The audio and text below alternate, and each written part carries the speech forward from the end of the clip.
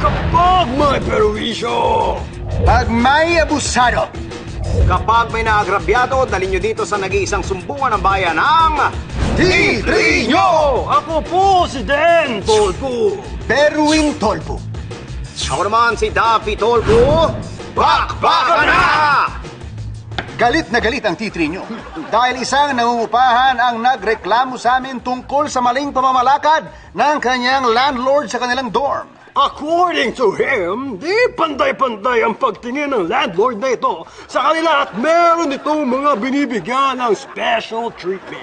At para mas malinawan ang T3 nyo, mabuti pa tawagin natin ang nagrereklamo. Kasama natin sa studio, si Ginoong Manny. Manny Pasha? Gandang araw sa'yo, Manny Pasha. Hey! Manny Pasha, ano ba ito yung nirereklamo mo? Yung landlord po kasi namin kapag di kami nakakabayad ng tama, kinukulong niya po kami sa dorm para po kaming preso doon. Aba, masama pala. Loko pala itong, ano na ito, landlord na ito, ano? Ha? Ang masama pa po nun, hindi rin po pantay-pantay yung pagkakatrato sa amin. Depende po sa pagkakabayad namin. Teka, anong ibig mo sabihin? Yung mga nakakabayad po, meron po silang TV. Oh. Meron po silang aircon sa loob ng kwarto nila. Tas pwede pa po yung cellphone. Aba? Depende po lahat sa pagkakabayad. Aba?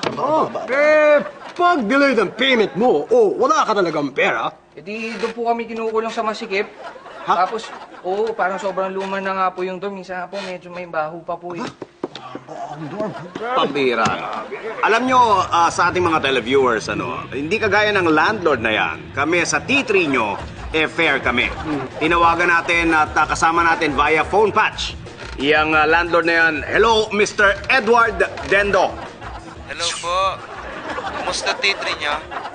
Maayos naman kami, pero parang ikaw yata hindi maayos dahil may nagrereklamo sa'yo sa pamamalakad mo sa iyong dorm. Ano ho ba nga narareklamo niyan? pag di raw nakakabayad sa'yo ng tama, ikinukulong mo raw sila. Ha? Pero meron kayong binibigyan ng VIP treatment. Ay, naku, wag niyo hong pansinin yan. Wala lang hong pambayad yan. Mr. Dendo, tama po ba yung treatment ninyo? Kasi ayon dito sa report, yung mga pobreng tenant nyo ay kinukulong nyo sa masikip at maruming kwarto kapag hindi nakakabayad. Tapos yung mga nakakabayad, nabibigyan ng VIP treatment at nabibigyan ng magandang kwarto. Totoo ba ito? Teka lang po. Yung VIP nga po, may jacuzzi pa Paano pa tayo mga tol? Ang T3 nyo nga, di makapag-jacuzzi. Hindi. Tapos, meron pa pong matindi doon. Yung iba, may entertainment showcase pa po. Tapos, may banda pa po. Pwede pa nga silang mag-recording. May banda! Ang ingay nga po minsan. Ay, sumusobra Kasi na. siyempre natural kung wala kang pambayad, doon ka sa ordinaryong kwarto ikukulong. Ganun lang kasimple yun. Pag may pera, may ginhawa. Aba, sira ulo pala itong si Mr. Dendo na ito. Hoy, Mr. Dendo, huwag mong antaying pasukin ka ng T3 nyo at kunan niya mga illegal practices nyo, ha? In short, ikaw naman ang makukulong at dadalawin ka na lang namin sa krame. Mismo. At pag nakunan namin yan, we will use that to prosecute you. Di ikulong nyo. Pero ayoko dun sa krame, ha? Bakit ayaw mo, ha? Walang jacuzzi ron. Sa pang setup. At pag nakulong ka, I will make sure na makakatim ka ng bagsik namin. Sige, basta T3 nyo, okay? Aba. Parang nagustuhan pa. Alam mo, Tol, kailangan siguro, aksyonan na natin to ngayon. Oo nga, hindi ka na, magpaalam na tayo. Kaya na. Teka po. Paano po ako?